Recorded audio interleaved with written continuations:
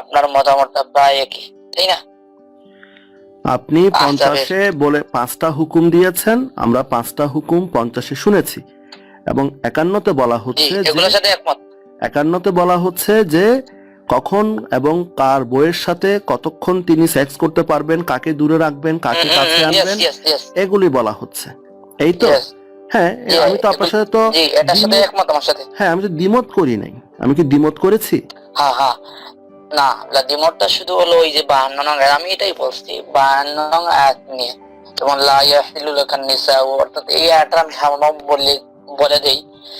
আয়াতটা সারমর্ম হলো যে আপনার জন্য অন্য কোন নারী বিবাহ করা বৈধ নয়। এরপরে বলা হয়েছে তালাক দেওয়া বৈধ নয়, কিন্তু দাসীর ব্যাপার অন্যরকম, এটাই না? হ্যাঁ, আমি এটাই না? হ্যাঁ, এটা নিয়ে বলছি। হ্যাঁ হ্যাঁ, আচ্ছা, হয়তো আমি দেখে দেখে বলতেছি না, আমি আমার মায়ের ভাষায় বলতেছি আর কি, ঠিক আছে? তো লা ইয়াহিল্লা, আপনি বলতেছেন যে এই আয়াতটা খন্দকের যুদ্ধে বা আহজাবের যুদ্ধে সময় নাজিল হয়েছে 5ম হিজরি 627 খ্রিস্টাব্দে, তাই না? জি জি, আমার সাথে একটু জোর দিতে হবে, তাহলে বুঝলাম যে আপনি আমার কথার সাথে এগ্রি বা ডিসএগ্রি, এটা বুঝলাম। তো এই আয়াতটা আপনি বলতেছেন যে এই আয়াতের পরে রাসূল সাল্লাল্লাহু আলাইহি সাল্লাম 29-30 খ্রিস্টাব্দে বিবাহ করেছেন 32 বা খ্রিস্টাব্দ তালাক পর্যন্ত, দিয়েছেন। 32 খ্রিস্টাব্দ পর্যন্ত ওনার মৃত্যু। আচ্ছা, আপনার সাথে আমি হ্যাঁ, আচ্ছা আচ্ছা, ঠিক আছে, আপনার কথাটা ঠিক আছে, কিন্তু এই আয়াতটাই ওই দিকে ইন্ডিকেট করে নাই।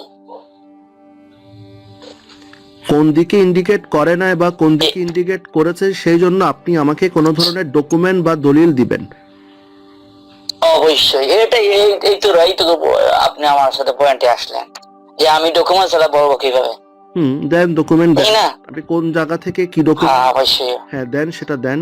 আমি অবশ্যই, আমাকে আপনি বলতে পারেন যে এটা আপনি সেদিকে কিভাবে আপনি অ্যাভয়েড করলেন, যে ওই সেদিকে ইন্ডিকেট করে নাই বা অন্যদিকে ইন্ডিকেট করেছে। গত লাইভে বলেছিলেন যে 3টা আয়াতের উপর আপনার 2-3 দিন লাগবে আলোচনা করার জন্য, সমস্ত তাফসির আপনাকে পড়তে হবে। এখন আমি সমস্ত 8 থেকে 9টা তাফসির পড়েছি, আপনার প্রতিটা কথা ইউটিউবে এখনো রেকর্ড করা আছে, চাইলে আপনি শুনে দেখতে পারেন। আপনি বললেন যে প্রথমেই অবশ্যই যে আমাকে অবশ্যই আমি অ্যাভয়েড করব কেন? হ্যাঁ, 3টা আয়াত বোঝার জন্য আমাকে তাফসির পড়তে হবে, তাফসিরগুলোতে কি লেখা আছে সেটা দেখতে হবে, এবং প্রতিটা তাফসির অনুযায়ী এই আয়াতটা নাজিল হয়েছে। আমি 20 ঘন্টা আমি আপনার এই আয়াতের উপর 20 ঘন্টা না, আপনি 20 ঘন্টা রিসার্চ করে 20 ঘন্টা রিসার্চ করে আমি দুটি কথা পেয়েছি। আপনি 20 ঘন্টা করেছেন, আমি 1 বছর ধরে করছি। 1 বছরে 24। আর আপনি 1 বছর ধরে করেছেন, আর আমি শুনেন যারা 28, 30, 40, 50 বছর যারা পড়াইতেছে, শুনেন আমার কথা শুনুন, থামেন, যারা 50 বছর পড়াইতেছে ওই কিতাব, আমি ওদের কাছে গেছি। আমিও গিয়েছি তো ভাই, আমি ইবনে কাসির, জালালাইন, তাবারিকে 50 না, ওরা গত 1400 বছর ধরে ওদের বই মানুষে পড়ছে। সুতরাং সময় মানুষে পড়ছে না, যারা শুনেন আমার কথাটা শেষ, যারা এই বিশাল মাদ্রাসায়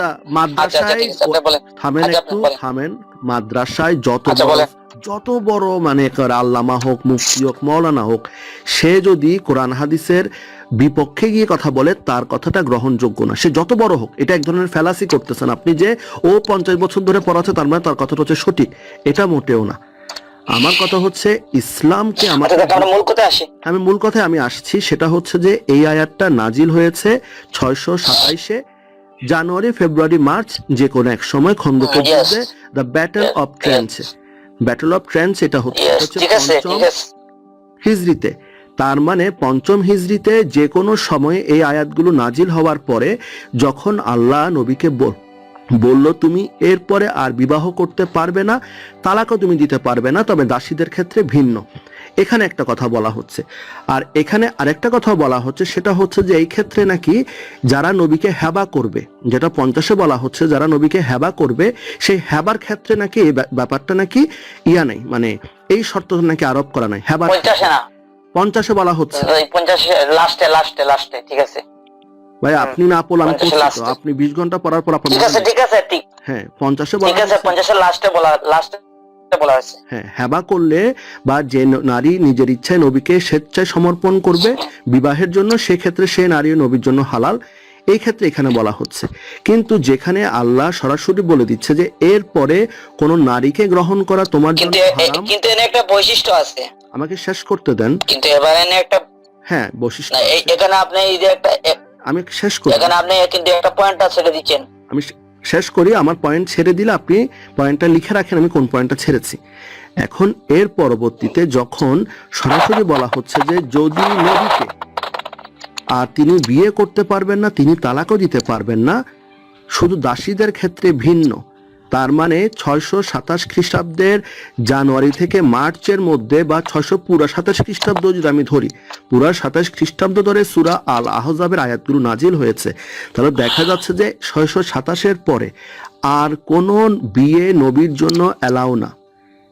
হি was not allowed to marry এই কথাটা তাহলে এই কথাটা তো আপনি সেদিন বলেছেন, সেই আনসার, আপনার এই আনসার গুলো আমি এখান দেওয়ার জন্য আসছি। এগুলো তো আমি আপনার প্রশ্নগুলোর সাথে আমি আপনি বলেছেন যেটা সেটা শুনছি, ভালো তো বুঝেছি। এখন আপনি বলেন আমি আপনার রিপ্লাই টুকু দিতাম। হ্যাঁ রিপ্লাইটা দেওয়ার আগে আপনি আমাকে একটু বলবেন আপনি কোন ভাবে এই জিনিসটা আপনি ডিফেন্ড করতে চাচ্ছেন, আপনি ডিফেন্ড করতে চাচ্ছেন কিভাবে? আমি এটা রেফারেন্স দিয়ে বলবো, রেফারেন্স দিয়ে বলবো। আচ্ছা রেফারেন্সটা কি একটু আমাকে বলবেন? তাফসীরের রেফারেন্স। হ্যাঁ তাফসীরের রেফারেন্স, ঠিক আছে। আচ্ছা আপনি এই যে বললেন হেবা, তাফসীরটা একটু হেবা যেমন রাসূল আমি তাফসীরটা একটু আচ্ছা আমি আমাকে আগে বলতে হবে, তোমাকে বলতে দেন। আপনি তাফসীর বলুন, আমি রাসূল সাল্লাল্লাহু আলাইহি ওয়াসাল্লামে আমি তাফসীরটা খুলছি, বলেন। কোন আচ্ছা আমার কথাটা শুনেন না ভাই, শোনার পর বলবেন যে এটা আপনি মিথ্যা বলেছেন। আমি শুনছি, আমি বলছি আমি তাফসীরটা খুলতে, আমি তাফসীরটা আমি আগে বলিতে আমার কথাটা শুনতে দেন না কেন, বলতে দেন না কেন? বলেন বলেন। বলতেছি যে কোন মহিলা রাসূল সাল্লাল্লাহু আলাইহি সাল্লামের নিকট স্বেচ্ছায় যদি বিবাহ করার আকাঙ্ক্ষা পোষণ করে, সেটা রাসূল সাল্লাল্লাহু আলাইহি সাল্লামের জন্য বৈধ মহরানা ছাড়া। কিন্তু অন্য পুরুষের ক্ষেত্রে মহরানা ছাড়া বিবাহ করা বৈধ নয়, এই কথাটা আপনি ছাড়ছেন। আরে ভাই এখানের মধ্যে তো মহরানার কথা, বিবাহের কথা আসতেছে না, এখানে বলা হচ্ছে নতুন করে বিবাহ। কথা বুঝেন না কেন? নতুন করে বিবাহ বা তালাক দেওয়া। 50 নম্বর আয়াতের লাস্টের কথা বলছেন। 50-এ তো বললাম তো ভাই, 50-এ কি বলা হচ্ছে? ঠিক আছে আপনি 50 করতে 50টা আমি সবার উদ্দেশ্যে আপনি একটা অংশ ছাড়েন নাই? না আমি ছাড়ি নাই। অংশ ছাড়েন নাই? না না আমি অংশ কেন ছাড়বো ভাই? আমি অংশ কেন ছাড়বো? আপনি কিভাবে বলছেন? আচ্ছা বলেন 50 লাস্টের কথাটা কিভাবে বলছেন? ঠিক আছে আমি একটু বের করি ওটা, 33-এর 50 বের করে দাঁড়ান। না এখন আপনি কি বলছেন? এখনই তো আমি বললাম ভাই, আমি কি আপনাকে অন্য কথা বলছি নাকি? যে নারী আপনি বলছেন যে এই আয়াতটা হেবা যেন মুহাম্মদ সাল্লাল্লাহু আলাইহি ওয়াসাল্লামের জন্য, আমি বললাম আচ্ছা আপনি এখানে মিসিং করেছেন, আপনি বলেন না, আপনি ভুল করে রাখেন, তারপর বলবেন। আপনি নিজে আমাকে বলেন ভুল, আপনি আমাকে একটা প্রশ্ন করেছেন, আপনি আমাকে প্রশ্ন করে বললেন যে আপনি এখানে একটা পয়েন্ট আমি নাকি এড়িয়ে গিয়েছি বা আমি পয়েন্ট আমি তুলছি না। আমি আবার বলি এখানের মধ্যে, কারণ আমি যদি একটা জিনিস ক্লিয়ার না করি আপনি এটা নিয়ে বারবার পেঁচাবেন, বারবার আপনার মধ্যেও তো কনফিউশন থাকবে। আমি এখানে কি বলছি দেখেন, সোজাসুজি এখানে বলছে হে নবী, এটা নবীর জন্য, আমি তোমার জন্য তোমার স্ত্রীদের হালাল করেছি যাদেরকে তুমি মোহরানা দিয়েছো, আর আল্লাহ তোমাকে ফাই হিসেবে যা দিয়েছেন তন্মধ্যে যারা তোমার মালিকানাধীন তাদেরকেও তোমার জন্য হালাল করেছি এবং বিয়ের জন্য বৈধ করেছি তোমার চাচার কন্যা, ফুফুর কন্যা, মামার কন্যা, খালার কন্যাকে যারা তোমার সাথে হিজরত করেছে। আর কোনো মুমিন নারী যদি নবীর জন্য নিজেকে হেবা করে, নবী তাকে বিয়ে করতে চাইলেও সেও তার জন্য বৈধ। এটা বিশেষভাবে তোমার জন্য, অন্য মুমিনদের জন্য নয়। আমি তাদের উপর হ্যাঁ এটা তো বলেছি, এটা তো অন্য মুমিনের জন্য, শুধুমাত্র নবীর জন্য, এটা নবীর জন্য। এই আয়াতটা হয়েছে শুধুমাত্র নবীর জন্য। আপনি কথা ভাই এখানে তো কথা তো আমি তো বললাম তো এই আয়াতটা হচ্ছে শুধুমাত্র নবীর জন্য, অন্য মুমিনের জন্য নয়। এটা তো আমি ওই দিনও বারবার বললাম, এই আয়াতটা হচ্ছে শুধুমাত্র নবীর জন্য। আচ্ছা সেদিন বলছেন। আচ্ছা মেইন কোথায় যাই? আমরা মেইন পয়েন্টে যাই। মেইন পয়েন্ট আমরা এখন এটা নিয়ে আমাদের আলোচনা। জান মেইন পয়েন্ট, আমাদের আলোচনাটা মেইন মেইন পয়েন্টে যাই। মেইন পয়েন্টে হলো যে রাসূল সাল্লাল্লাহু আলাইহি সাল্লাম 626 খ্রিস্টাব্দে আয়াত নাজিল হলো, 27 খ্রিস্ট নাজিল হলো, তারপর তিনি 229, 30 তারপর অনেকগুলো বিয়ে করেছেন। এটাই আপনি বোঝাতে চাচ্ছেন যে তাহলে তো রাসূল সাল্লাল্লাহু আলাইহি সাল্লাম এই আয়াতের লঙ্ঘন করেছেন, এটাই আপনার প্রশ্ন, তাই না? এখন 55 নং আয়াতে দ্বারা 52 নং আয়াত দ্বারা সেই আয়াতকে লক্ষ্য ইন্ডিকেট করা হয় নাই। আমি আগে বলি তারপর রেফারেন্সটা আমি দিই, তাহলে ভালো হয় আপনার কাছে, ঠিক আছে? হ্যাঁ বলেন, আমি শুনতেছি, আপনি যা বলবেন। এই আয়াতের রেফারেন্সটা হলো, এই আয়াতের দ্বারা তাৎপর্যটা হলো 55 নং আয়াতে, 50 নং আয়াতে যে বলা হয়েছে 55 না 50, 55 না 50 নং আয়াতে যে আপনার পিতা এবং মাতার দিক দিয়ে যে কাজিন গুলা রয়েছে, যারা আপনার সাথে মক্কা থেকে মদিনায় হিজরত করেননি, তাদের সাথে বিবাহ করা আপনার জন্য বৈধ নয়, এর একটা উদাহরণ। রাসূল সাল্লাল্লাহু আলাইহি সাল্লামের চাচা আবু তালিবের কন্যা উম্মে হানি বলেন, আমি মক্কা থেকে মদিনায় হিজরত না করার কারণে রাসূল সাল্লাল্লাহু আলাইহি সাল্লামের সাথে বিবাহ বৈধ ছিল না। আমি জানি এটাকে ওদেরকে তুলাকা বলে, ওদেরকে তুলাকা বলে, আমি জানি সেটা। আপনি আমাকে এত আপনি জানেন তো এটার সাথে এটা রিলেটেড না? আমি কি বলেছি সে উম্মেকে, আমি কি বলেছি সে হিন্দাকে বিয়ে করেছে? আমি একবার বলেছি? আপনি কি বলেন এগুলো, কির সাথে কি তুলনা করেন? আমি তো বলি না যে সে উম্মে হানিকে বিয়ে করেছে। আমি তো বলি কেন বিয়ে করতে পারেনি? উম্মে হানিকে সে বিয়ে করেনি। উম্মে হানিকে সে প্রথমে বিবাহের প্রস্তাব দিয়েছিল, একদম প্রথমে যখন বৈধ ছিল না, করেননি না, বৈধ ছিল না।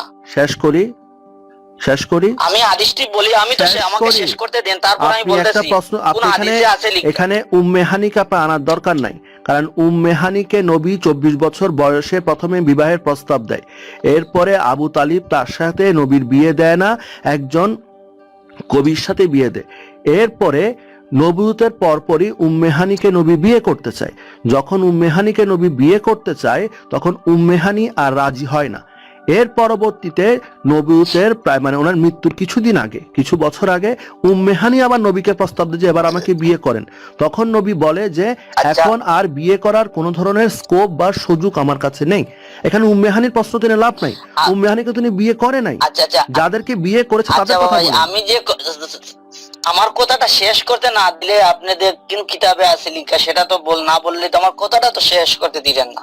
কথাটা শোনার পর যদি আপনি এই কথাটা বলতেন তাহলে। উম্মে হানির সাথে এটা কোনো রিলেটেড না। বলেন, শুনেন। হ্যাঁ বলেন আপনি শুনেন আমার কথাটা।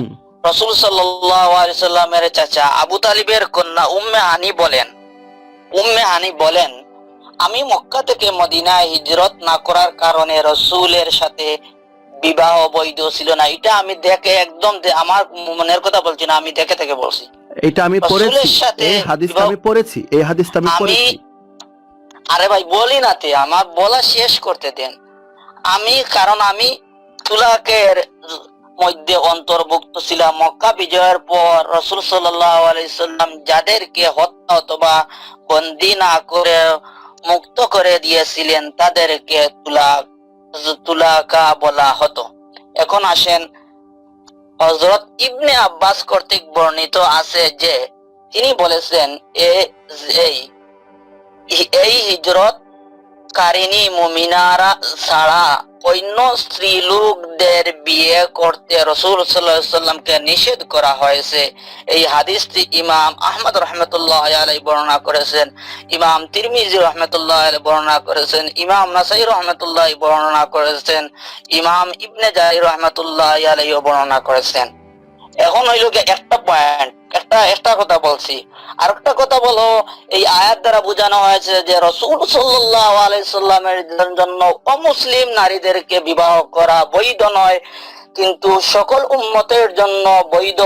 এই কথা লা ইয়াহিল্লু লাকান নিসা দ্বারা অমুসলিম নারীদেরকে বোঝানো হয়েছে। এর পবিত্র কোরআনের অন্য একটি আয়াত দ্বারা বোঝানো হয়েছে ওমান ইয়াকফুর বিল ঈমানি ফাকাদ হাবিতা আমালু।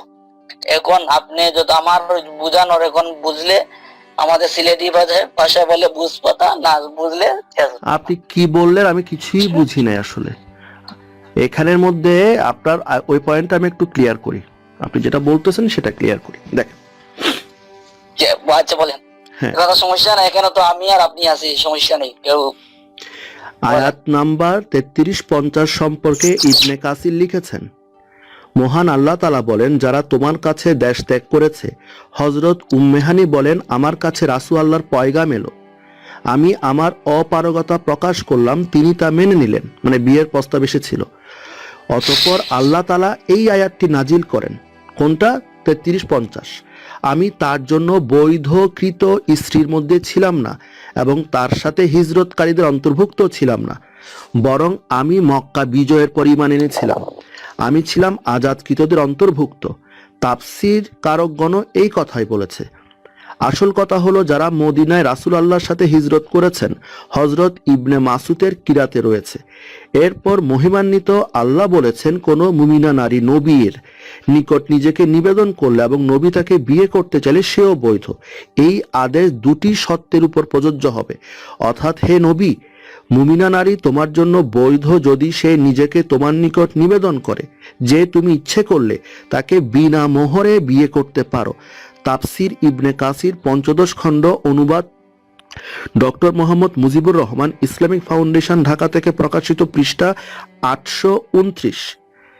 তাহলে আমি তো বললাম উনি তুলাকাদের মধ্যে ছিলেন। এরপরে তিরমিজির মধ্যে বলা হচ্ছে যে উনি তুলাকাদের মধ্যে ছিলেন। উম্মেহানি বিনতে আবু তালিব বর্ণনা করলেন, আল্লাহ রাসূল আমাকে বিবাহের প্রস্তাব দিলেন, কিন্তু আমি তার কাছে মাপ চাইলাম, তিনিও আমাকে আর পীড়াপিড়ি করলেন না।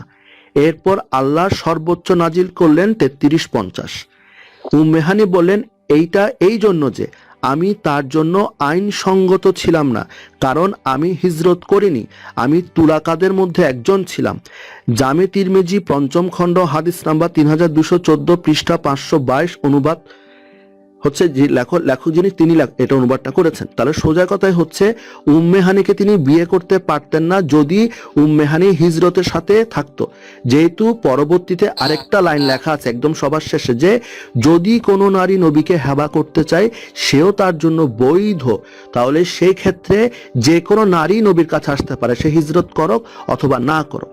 তাহলে এটার সাথে নবী যে বিয়ে করেছে, সবচেয়ে বড় কথা যে আপনি জুয়াইরিয়াকে চিনেন, 629 সালে জুয়াইরিয়াকে বিয়ে করেছে, এরপরে 627 থেকে 632 পর্যন্ত বারবার বিয়ে করেছে। আপনি নিলেন কিভাবে ওদের সাথে? আপনি এই কোন কোন আয়াত দিয়ে, কোন দিক দিয়ে আপনি নিলেন এটা? আচ্ছা, 33-এর কোন কারণে সেই দিক দিয়ে নিলেন? 33-এর 52-তে সে কি আর বিয়ে করতে পারবে কি পারবে না, এই ক্ষেত্রে আমি আপনার কথা বা আমার কথা 52-এর আয়াতটা যে পড়ছে, ওই 50-এর আয়াতের গুণাবলীর কথা, দুইটি নির্দিষ্ট কথার কথা উল্লেখ করে বলা হয়েছে। কে বলেছে আপনাকে বিবাহ করা বৈধ, আর হিজরত যারা করেনি তাদের বৈধ না, ওই কথা পরিপ্রেক্ষিতে বলা হয়েছে। ঠিক আছে, আমি তাফসীর পড়ি। তাফসীরে কি বলে একটু দেখি আগে। আপনার কথা আমার কথা দরকার নেই তো শোনার।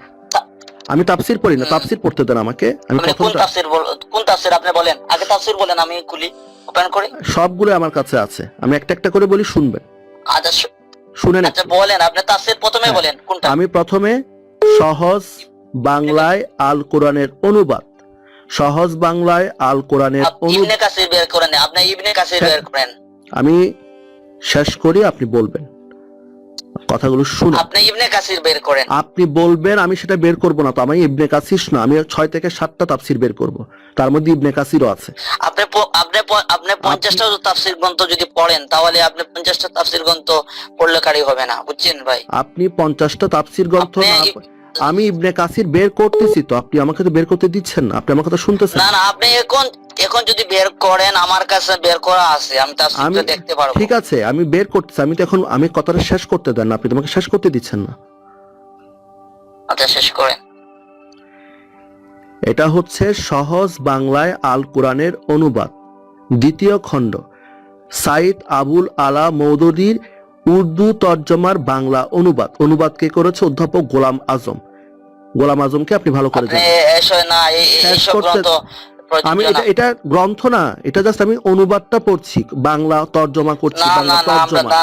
না আপনি ইওর গ্রন্থগুলা গতকালে কি বর্তমান বলেন আপনি আলেমরা ভাই, আপনি কি গ্রহণযোগ্য অদ্ভুত না। নাকি? কি আপনি মারিফুল কোরআন থেকে দিলে গ্রহণযোগ্য হয়, আর আমি এখান থেকে শুধু অনুবাদটা পড়ছি, আমি তো এখানের মধ্যে কোনো খারাপ কিছু বলছি না না। ভাই, আমরা মেজরিটি হুজুররা এটা অ্যাকসেপ্ট করে না। মেজরিটি হুজুররা তো আপনাদেরকে তো আর ভাই, হানাফিরা তো ভাই আপনাদেরকে, সালাফিরা আপনাদেরকে অ্যাকসেপ্ট করে না। তাহলে কি আপনি বলবেন তাহলে হানাফি বলে না কোনো ভাই, কিছু নাই? ওটা কথা আপনি ওটা কাল আপনি তো ওই দিন মারিফুল কোরআন থেকে দিছেন, আমি কি এটা কেন খারাপ কিছু বলেছি? আপনি মারিফুল কোরআন থেকে দিছেন, আমি তো আপনাকে মানা। দেখেন, আপনি বলেন আপনি মারিফুল কোরআন দিয়েছেন কি দেন মারিফুল নাই? কোরআন থেকে আপনিও দেন, কিন্তু এই গ্রন্থ থেকে আমি এটা কোনো হবে না। গ্রন্থ না, তো এটা তো কোনো গ্রন্থ না, এটা জাস্ট কোরআন বলতেছি আমি, কোরআন, এটা কোনো না, গ্রন্থ না। কোরআন এইসব লেখকদের হবে না, অ্যাকসেপ্টেবল না। গোলাম আজম তাহলে ইয়া বুঝে না, মানে ইসলাম বুঝে না গোলাম আজম, এটা আপনি বলতে যাচ্ছেন? না, এটা বলতে চাচ্ছি না, ওরা তো হলো সাহাবাকে মাপকাঠি মানে না। গোলাম আজম ইসলাম বুঝে না, সত্যের গোলাম আজম ইসলাম বুঝে না না, ওরা প্রফেসর। তো সত্যের ওরা ওরা তো ইসলাম সত্যের মাপকাঠি মানে না ওরা, ঠিক আছে? আপনি বলতে চাচ্ছেন বাংলাদেশের শিবিরের যে আমির ছিলেন গোলাম আজম, অধ্যাপক গোলাম আজম, বাংলাদেশের সবচেয়ে গুরুত্বপূর্ণ একজন ইসলামী ব্যক্তিত্ব, তিনি ইসলাম বুঝেন না, আপনি এই কথা বলতে চাচ্ছেন? ইয়েস অথবা নো? উনি হলেন ধর্মীয় শিক্ষিত নয়, ঠিক আছে? উনি জেনারেল শিক্ষিত। গোলাম আজম ধর্মীয় জেনারেল শিক্ষায় শিক্ষিত না? গোলাম আজম ইসলামী শিক্ষায় আপনি শিক্ষিত? জানেন না, আপনি ঠিক জানেন আছে, না গোলাম ঠিক আজম। আছে, উনি ঠিক আছে, হিস্টোরি দেখবেন, ঠিক আছে, আমি আপনাকে তাহলে, উনি জেনারেল শিক্ষা ঠিক শিক্ষিত। আছে, ঠিক আছে, শেষ করি। উনি ঢাকা বিশ্ববিদ্যালয়ের একসময় বিপিও ছিলেন নাকি শুনছি। আপনি কি শুনলেন সেটা আমার কোনো কথা না, এখন কথা হচ্ছে যে আমি আপনাকে যেটা বলছি, আমি আপনাকে তাহলে অন্য একটা জায়গা থেকে বলি। আপনি ভাই আপনি কি ভাই, আপনি কি কথা শুনতেছেন না? আপনি কথা শুনতেছেন না তো? আপনি না এইসব, আমি কোনো গ্রন্থ তো না, এইসব গ্রন্থ দিয়ে হবে না তো ভাই। এটা কি কোনো গ্রন্থ? এটা আল কোরআন, আল কোরআনও কোনো গ্রন্থ না। আপনি তো কাফের মানুষ, আপনি তো কাফের একজন। না, এইসব তাফসীর, এটা তাফসীর না, এটা তাফসীর না। আপনি কি আর ইউ ম্যাড? যাহাই বলেন এইসব লেখকদের বলে, তাহলে আমি তো কথা বলতে দিচ্ছি, এটা হচ্ছে যে অনুবাদ, এক একজন যারা অনুবাদ করেছে কোরআনের অনুবাদ, এটা কোনো তাফসীর গ্রন্থ না। আমি আবার বলছি এটা কোনো আরে ভাই, তাফসীর আমি না। আপনাকে বুঝাতে পারি নাই যে ওরা যে কি আপনি বলেন, অন্যান্য গ্রন্থগুলা যে আপনি পাগল, আপনি কি মাথার মধ্যে কি কোনো বুদ্ধি নাই? আমি বলতে চাচ্ছি যে আপনাকে এটা কোনো তাফসীর আমি বলতেছি না, কথাটা শোনার চেষ্টা করেন না। আপনি যাহাই বলেন ওদের লেখা কোনো গ্রন্থ শুনতে চাই না। তাহলে আমি আপনার লেখা তো কোনো গ্রন্থ শুনবো না ভাই। তাহলে আপনার লেখা গ্রন্থ আমি কেন শুনবো? আপনি যদি লেখা গ্রন্থ না শুনে আমি কেন আপনার লেখা গ্রন্থ? আচ্ছা, তাহলে না শুনলে তো কিছু করার নেই। তাহলে কিছু করার নাই, আপনি যদি বলেন যে ওদের লেখা গ্রন্থ শুনবো না, এদের লেখা গ্রন্থ শুনবে, তো কোনো কথা না। আপনি কার গ্রন্থ শুনবেন? আপনি কোন লেখকের গ্রন্থ শুনবেন তাহলে আমাকে বলেন, আপনি কোন লেখকের গ্রন্থ তাফসীরে শুনবেন? ইবনে কাসির, তাফসীরে জালালাইন, মারিফুল কোরআন, এইসব গ্রন্থ শুনতে হবে আপনাকে। ও তাহলে মারিফুল কোরআন যদি আমি এখন গ্রহণ না করি তখন কি করবেন আপনি? আমাকে এই 1400 বছর পরে একটা কথা বলবেন, সেটা আমি কেন গ্রহণ করব? না, তার মারিফুল কোরআনের সাথে ওই তাফসীরে জালালাইন, তাফসীরে ইবনে কাসিরের সাথে আপনার সামঞ্জস্য আছে। তাহলে এইটার সাথেও তো তাফসিরে জালালাইন, তাফসিরে ইবনে কাসির, তাফহিমুল কোরআন, তারপরে হচ্ছে না অনেক বিষয় মতানৈক্য আছে, আপনাকে বুঝাতে পারবো। আপনাকে তো মতৈক্য ভাই আপনাদের মধ্যে আছে। আমি আমার সামনে এই মুহূর্তে তাফসির ইবনে কাসির আছে, তাফসির জালালাইন আছে, এই মুহূর্তে আমার কাছে তাফসীর আছে। আমাদের অনেক মতানৈক্য আছে ভাই। এটা আপনার সমস্যা, এটা আপনার সমস্যা, এটা আমার সমস্যা না তো। মতানৈক্য আছে, এটা আপনার সমস্যা। আমার সামনে তাফসীর মতানৈক্য আছে তারা। আমি আমার কথা শেষ করবেন?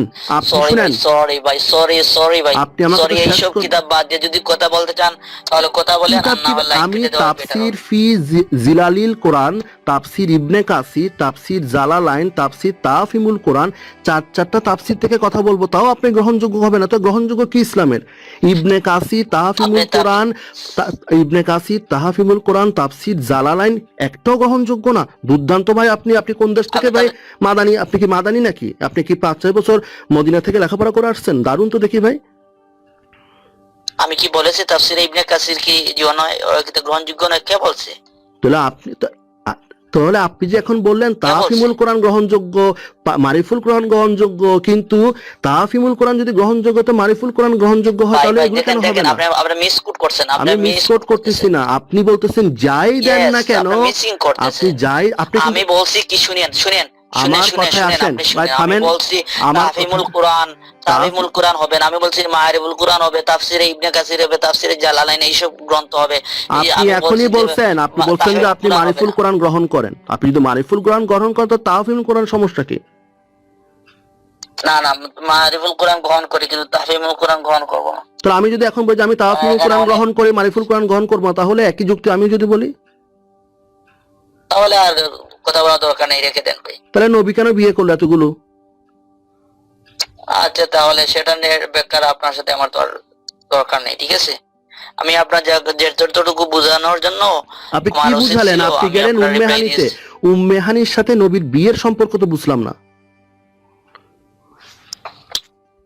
উম্মে হানির সাথে বুঝেন না আমাকে, আমি আপনাকে বলি, এই আয়াতটুকু শুধু বুঝেন, এই আয়াতটা শুধু দুইটা উপলক্ষ করে নাজিল হয়েছে, ঠিক আছে? ওই 50-এর দুইটা আয়াত, দুইটা উপলক্ষ করে, দুইটা জিনিসকে উপলক্ষ করে। একটা হলো যে আপনি আপনার ওই যে কাজিন গুলার কথা উল্লেখ করা হয়েছে, এরা যদি আপনার সাথে মদিনা হিজরত না করে থাকে তাহলে ওদের সাথে বিবাহ করা আপনার বৈধ নাই। এক নম্বর। থামেন, কি বলছেন আপনি? এক নম্বর পয়েন্ট একটু আবার বলেন, কি বলছেন? এক নম্বর পয়েন্ট বলেন। এক নম্বর পয়েন্ট হলো, যদি অর্থাৎ আপনার কাজিন, পিতা এবং মাতার দিক দিয়ে যারা কাজিন, যেমন ফুফাতো, এই যে কাজিন গুলা রয়েছে, এইসব যদি আপনার সাথে যদি মদিনা হিজরত না করে থাকে তাহলে ওদের সাথে আপনার বিবাহ করা বৈধ নয়। এখানে থামেন। জুয়াইরিয়া কি নবীর সাথে হিজরত করেছিল? জুয়াইরা কি হিজরত করেছিল? আমি আপনার কাছে কি মনে হয়? জুয়াইরিয়া কি মনে হয়? আমার কিছু মনে হয় না। আমি আপনাকে প্রশ্ন করেছি, জুয়াইরিয়াকে যখন নবী বিয়ে করেছিল তখন কি জুয়াইরিয়া নবীর সাথে হিজরত করেছিল কিনা, এবং জুয়াইরিয়াকে নবীর কোনো কাজিন ছিল কিনা, আমাকে এটা বলবেন একটু। এখানে কাজিনের কথা বলা হয়েছে, আমি একটা জানি না কাজিন ছিল কিনা। জুয়াইরিয়া কে ছিল আপনি জানেন? না, আমি জানি না। জুয়াইরিয়া ছিল নবীর যুদ্ধবন্দিনী একজন নারী। জুয়াইরিয়াকে নবী বিবাহ করে 629-এ। জুয়াইরিয়ার গোত্রকে নবী আক্রমণ করার পরে জুয়াইরিয়ার বাপ ভাই সবাইকে সে হত্যা করার পরে জুয়াইরিয়া পরে তার নবীর একজন সাহাবীর কাছে, কিন্তু জুয়াইরিয়ার সৌন্দর্য বেশি হওয়ার কারণে জুয়াইরিয়াকে নিয়ে আসে নবীর কাছে। নবী জুয়াইরিয়ার সৌন্দর্যে বিমুগ্ধ হয়ে জুয়াইরিয়াকে তিনি তার ঘরে নিয়ে যান, এবং সেই রাতে কথাটা আপনি কি বুঝেন না? আমাকে শেষ করতে দেন। জুয়াইরিয়া না কোনো কাজিন না, ওনার কোনো জুয়াইরিয়া ছিল অনেক দূরের একটা ইহুদি গোত্রের মেয়ে।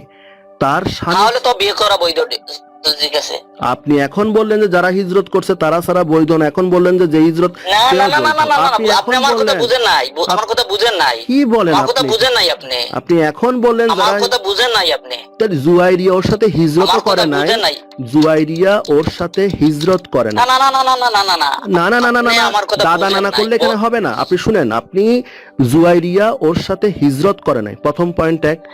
আমি আপনাকে বলি, আমি আপনাকে উদাহরণ দেখাই, যেমন ধরেন আমি আপনাকে তাফসীর পড়ি, আমি এখন তাফসীর পড়তেছি, আমি তাফসীরটা শুনি। তাফসীর ইবনে কাসির বলি, আপনাকে আমি বুঝাই না, বুঝাবার দরকার নাই, আমি তাফসীর পড়ি, তাফসীর ইবনে কাসির। আপনার উদাহরণ না দিলে বোঝা যাবে না, উদাহরণ না দিলে বোঝা যাবে না। আপনাকে বলে, আমি এখানে আপনার রাসূল, আমার রাসূলের দরকার নাই, আমি আপনাকে তাফসীর থেকে পড়বো এখন। তাফসীরে এখানের মধ্যে ইবনে কাসির কি বলছে?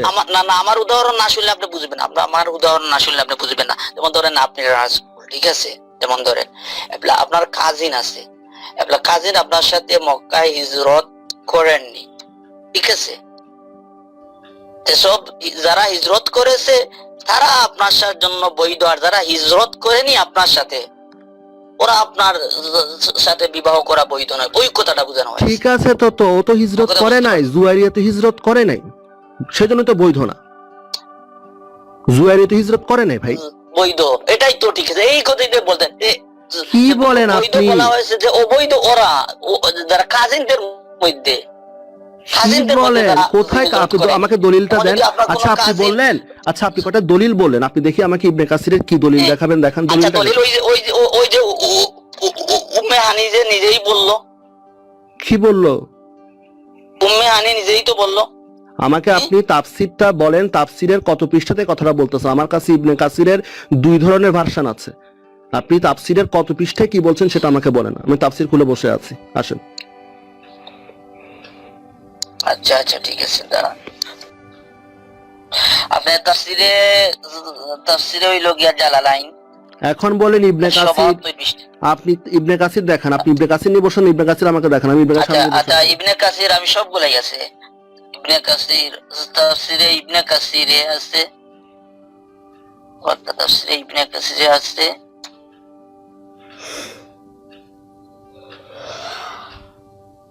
আচ্ছা আমি একটা একটা করে বলতেছি আপনাকে, একটু ওয়েট করতে হবে। আমি আপনাকে ওয়েট করার দরকার না, আমার সামনে খোলা আছে, আমি পড়ি, শুনেন। তাফসির ইবনে কাসির 140। তাফসিরে আমি এখানে দুইটা অভিমতের কথা বলা হয়েছে, বুঝছেন? প্রথম অভিমতের চেয়ে দ্বিতীয় অভিমতটা বেশি গ্রহণযোগ্য আলেমদের নিকট। আপনি কি গ্রহণ না, আমি তো আপনি বলার আগে আপনি দেখি কথা বলতেছেন। এখানের মধ্যে বলছে যে কোন তাফসির কারক বলেন এই আয়াতের অর্থ হলো উপরে যে সকল মহিলা নবীর জন্য হালাল ঘোষণা করা হইয়াছে, অর্থাৎ নবীর বাদী মানে দাসী, এবং যেই সকল মহিলাদের তিনি মোহর দান করিবেন, আর চাচার কন্যা, ফুফুর কন্যা মানে সমস্ত কাজিন, এবং যে মহিলা নবীর কাছে নিজ সত্তাকে সমর্পণ করে, ইহারা ব্যতীত অন্য কোনো মহিলা তার জন্য হালাল নহে। হযরত উবাই ইবেন কাব, মুজাহিদ, ইকরিমা, জাহাতাক, আবু সালেহ, হাসান, কাতাদা, সুদ্দি ও অন্যান্য তাফসির হইতে অনুরূপ বর্ণিত। ইবনে কাসির থেকে বলতেছেন? জি। এরপর আবার বলি, ইবনে জারির বলেন, থামেন, মাইন্ড করবেন না আপনি, আর পুনরায় আমি এখন বের করছি আর কি। ইবনে জারির বলেন ইয়াকুব জৈনিক আনসারী হতে বর্ণিত, তিনি বলেন একদা আমি উবাই ইবেন কাবকে জিজ্ঞেস করিলাম, যদি রাসূলুল্লাহ পত্নীগণ সকলেই মৃত্যুবরণ করেন তবে কি তাহার জন্য অন্য কোনো মহিলা বিবাহ করা জায়েজ হইবে না? জবাবে তিনি বলেন, তখন অন্য মহিলা বিবাহ করিতে বাধা কোথায়? আমি বলিলাম, আল্লাহ তাআলা যে ইরশাদ করিয়াছেন। তখন তিনি বললেন, আল্লাহ তাআলা তাহার জন্য এর মাধ্যমে কয়েক প্রকার মহিলা হালাল করিয়াছেন। অতঃপর তাহাকে বলা হইয়াছে, এই সকল মহিলা ব্যতীত অন্য কাউকে বিবাহ করা হালাল নহে, তার মানে চাচার কন্যা। মিলতেছে না তো, আমার কিতাবের সাথে মিলতেছে না। এখন আপনার কিতাবের সাথে মিলতেছে না, তাহলে সেখানের মধ্যে তো আমি তাফসির ইবনে কাসির বের করলাম, তো তাফসির ইবনে কাসির, আমি তো তাফসির ইবনে কাসির। ঠিক আছে দাঁড়ান আমি বলি আপনাকে, সেটাও বলি, আমার কাছে সব।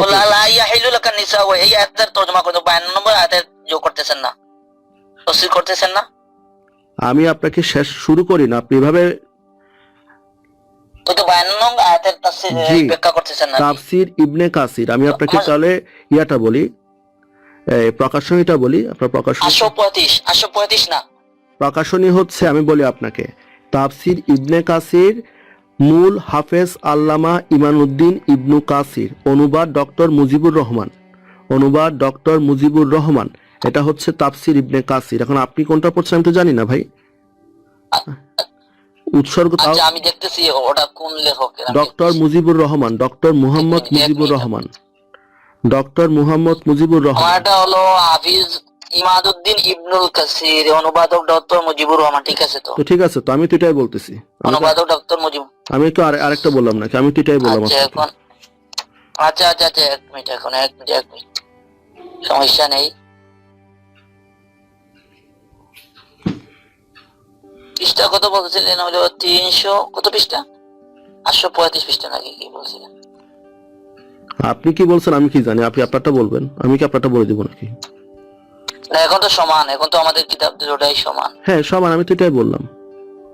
আমি যেটা বললাম সেটা হচ্ছে ইবনে কাসির 140 পৃষ্ঠা সরাসরি বলা হচ্ছে, 140 পৃষ্ঠায় ইবনে কাসিরের, এবং এই কথাটাকে সমর্থন করে এই কথাটাকে আবার সমর্থন করতেছে কে? এটাকে অন্যান্য যতগুলো গ্রন্থ আছে তারাও সতর্ক করতেছে। এখানে কি বলা হচ্ছে? এই উক্তির দুটি অর্থ হচ্ছে, এক, ওপরের 50 নং আয়াতে নবী করিমের জন্য যেসব নারীকে হালাল করে দেওয়া হয়েছে তারা ছাড়া আর কোনো নারী এখন তার জন্য হালাল নয়। দুই, যখন তার পবিত্র স্ত্রীগণ অভাব অনটনে তার সাথে থাকবেন বলে, এটা হচ্ছে দ্বিতীয় নাম্বার অর্থ, রাজি হয়েছেন এবং আখিরাতের জন্য তার দুনিয়াকে বিসর্জন দিয়েছেন, আর তিনি তাদের সাথে যে ধরনের আচরণ করবেন তাতেই তারা সুখী হন, সে ক্ষেত্রে তার জন্য তাদের মধ্য থেকে কাউকে তালাক দিয়ে তার জায়গায় অন্য স্ত্রী গ্রহণ করা হালাল নয়। তার মানে তিনি কাউকে তালাক দিতে পারবেন না, অন্য স্ত্রী গ্রহণ করতে পারবেন না, এটাও বলা হচ্ছে একই কথা। তাহলে তিনি এরপর তিনি অনেকগুলো তালাক দিয়েছেন, উনি অনেকগুলোকে বিয়ে করেছেন, কিভাবে পসিবল? আমি তো আপনার কথা অনুযায়ী আমি বলতেছি, আমি তো অন্য কোনো কথা বলতেছি না। আচ্ছা, আমি পড়ি চাই তাফসীরে এই ইবনে কাসির থেকে দেখে পড়ি। আপনি আপনার মতো পড়েন, আমি তো মানা করছি না, কিন্তু আমি তো আমার শরীরে দেখা আছে। পূর্ববর্তী আয়াতগুলোতে এটা গত হয়েছে যে রাসূল সাল্লাল্লাহু আলাইহি ওয়াসাল্লামের সহধর্মিণী ইচ্ছা করলে তার বিবাহ বন্ধনে থাকতে পারেন এবং ইচ্ছা করলে পৃথক হয়ে যেতে পারেন, অধিকার তিনি তাদের প্রদান করেছিলেন। কিন্তু মুমিনদের মাতারা রাসূল সাল্লাল্লাহু আলাইহি ওয়াসাল্লামের অঞ্চল ছেড়ে তা পছন্দ করেননি। এ কারণে আল্লাহ তাআলা আর পক্ষ হতে তারা পার্থিব একটি প্রতিদান এই লাভ করলেন যে এই আয়াতে আল্লাহ তাআলা স্বীয় নবী সাল্লাল্লাহু আলাইহি ওয়াসাল্লামকে নির্দেশ দিলেন, এরপর তোমার জন্য কোনো নারী বৈধ নয় এবং তোমার স্ত্রীদের পরিবর্তে অন্য স্ত্রী গ্রহণ করা বৈধ নয়, যদিও তাদের সৌন্দর্য তোমার বিমোহিত করে। তবে তোমার অধিকারভুক্ত দাসীদের ব্যাপারে এই বিধান প্রযোজ্য নয়। পরে অবশ্য আল্লাহ তাআলা তার উপর থেকে এই বাধ্যবাধকতা উঠিয়ে নিয়েছিলেন। এবং ইবনে কাসিরে দেখছেন কি লিখছেন, এবং তাকে আরো বিয়ে করার অনুমতি দিয়েছিলেন। হ্যাঁ, কোন আয়াত দিয়ে দিয়েছিলেন একটু বলবেন আমাকে? আয়াতটা কোন আয়াত দিয়ে দিয়েছিলেন? আমি কি বলবো? আমি তো তাফসীরে ইবনে কাসির বলছেন আপনি পড়ার জন্য, আমি তো বলতেছি। আমি আপনাকে কিছু আপনি নিজে বললেন। আমি সব থামেন, একটু থামেন। আমি যে কথাগুলো আমি সব শুনেন। থামেন একটু থামেন। আমিও তাফসীর ইবনে কাসির থেকে পড়ি, আমি তাফসীর ইবনে কাসির থেকে আমি এখন পড়ি। আপনি বলেছেন, আমি শুনেছি, আবার আমি পড়বো, আপনি শুনবেন। আবার রয়েছে তো ভাই, আবার রয়েছে তো, আবার বললাম আবার রয়েছে তো। ঠিক আছে, তো আমি পড়ি এখন, তারপর আপনি বলেন। আমি পড়ি তো, আমিও একই বলতেছি। তারপর আপনি বলেন।